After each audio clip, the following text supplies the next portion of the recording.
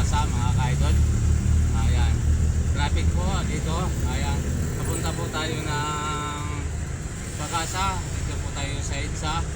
At dito paliko po ako dahil papunta po ako ng Gahi.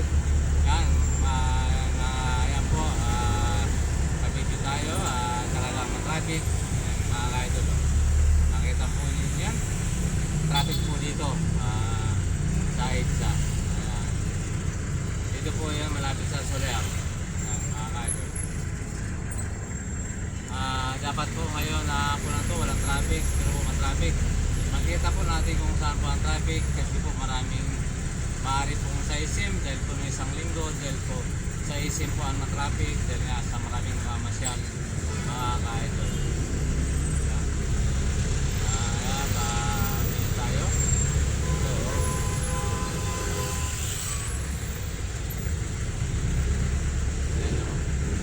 Sa lusad po makatingin po tayo mga ka-idol.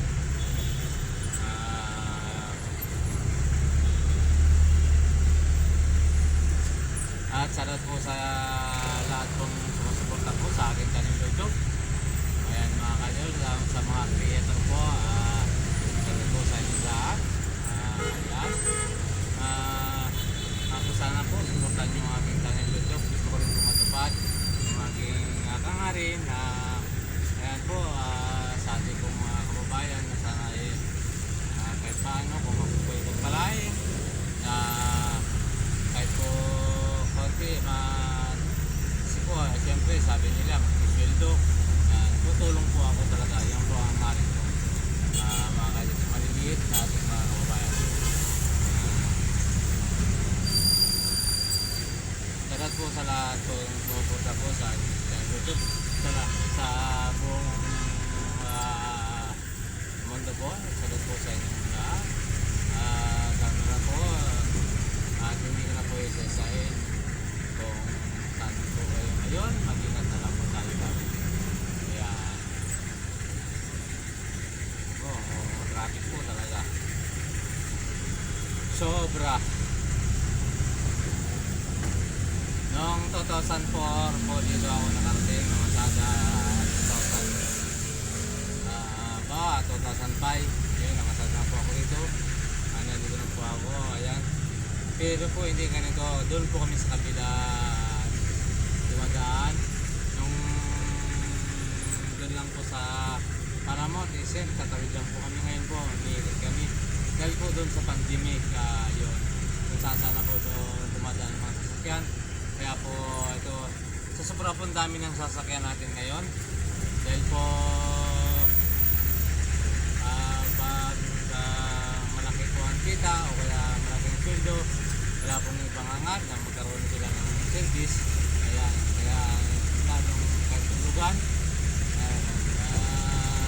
kaya po dumarami ang sasakyan. Sabi nila wala sa solusyon kung bakit nagka-traffic, ay ganun po talaga. Hindi natin mawala po ang traffic dito.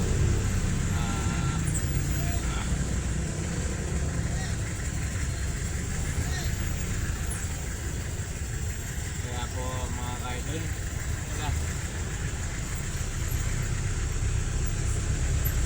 lahat naman talaga mayroon ko pong yan, maraming lalo na po sa mga motor, ayan, at saka yung mga grab. Ayan po nakarami pang dagdag kasi po marami ngayon nag-uulog boundary. Nag-uulog boundary po ang tawag yata, hindi ko po alam sa mga grab. Marami pong kumukuha dahil po ang R&D ng ating mga kababayan ay magkaroon po sila ng sasakyan. Kaya nagtsatsaga po sila.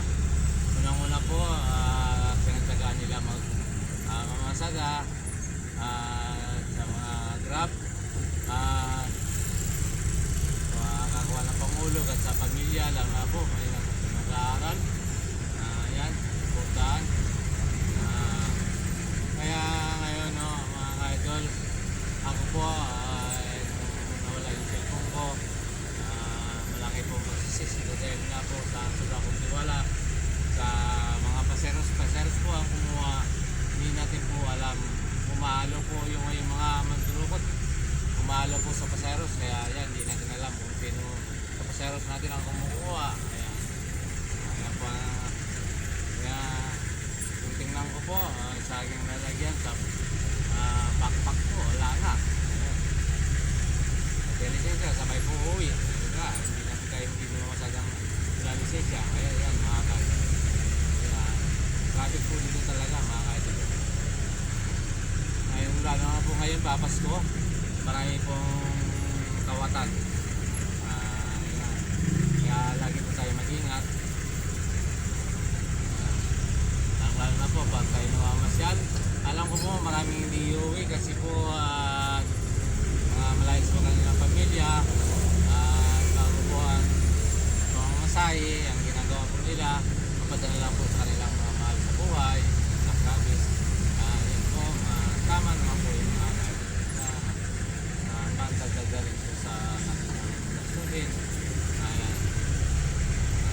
Tapos pabalik, kaya na po yung malalayo. Kaya po kahit na po sa Bicol, pag wala ka pong 10,000 balikan, ayan, makapamasya ka po, pero mayroon kang konting madalang pasalubong, pero po hindi ka mag-enjoy. Kaya po ang gagawin, kung meron po pamilya, papadala na lang yun pamasal. Ayan, hanggang ito na lang po muli ang aking video.